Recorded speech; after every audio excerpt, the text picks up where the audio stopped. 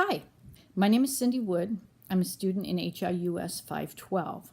Today, I have decided not to introduce any views surrounding what I believe to be the most contentious amendment within the Bill of Rights, the Second Amendment.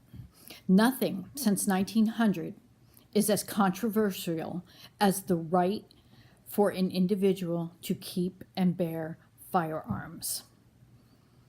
Having an opinion on this hot-button topic, as based on experience or media exposure, makes it almost impossible for anyone to entertain any reasonable discussion, as it triggers some very powerful emotions.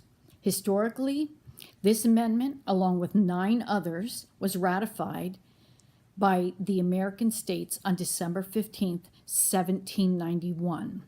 Seen as one of many measures to strengthen the Army's constitution against political corruption and government tyranny, primarily drafted by James Madison, he, like other constitutional framers, believed that the militia would act as a buffer against a standing federal army. His amendment, with minor modifications, passed the House of Representatives virtually unopposed. But of greater significance, I contend, is that there's nothing really American about the amendment. Its source is far more than colonial security, fighting Indians, and the eventual engagement with British soldiers.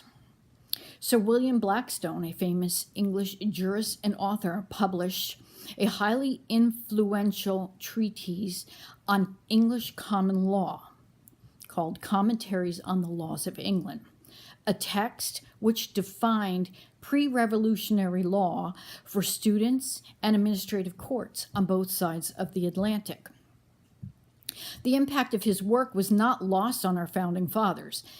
The singular preservation of individual natural rights and the need to protect those rights were continually highlighted in Blackstone's book of the absolute rights of individuals.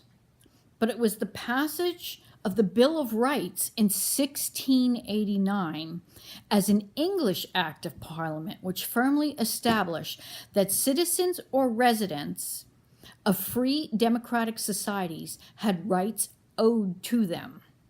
The Act proscribes certain constitutional requirements between the Crown and those of the governed as represented in Parliament, such as were Englishmen possess certain immutable civil and political rights, freedom to petition the King, no taxation without Parliament approval, no peacetime standing army without Parliament approval, and freedom to have arms for defense as allowed by law.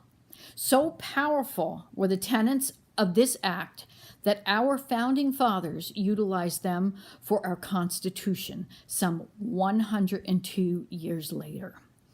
References for this video came from the Avalon Project, the English Bill of Rights, William Blackstone's, as previously noted, and Edwin Cherminsky, Constitutional Law and the Second Amendment. I want to say at this time that I personally would love to give a shout out to my English cousins. Thank you for all your hard work.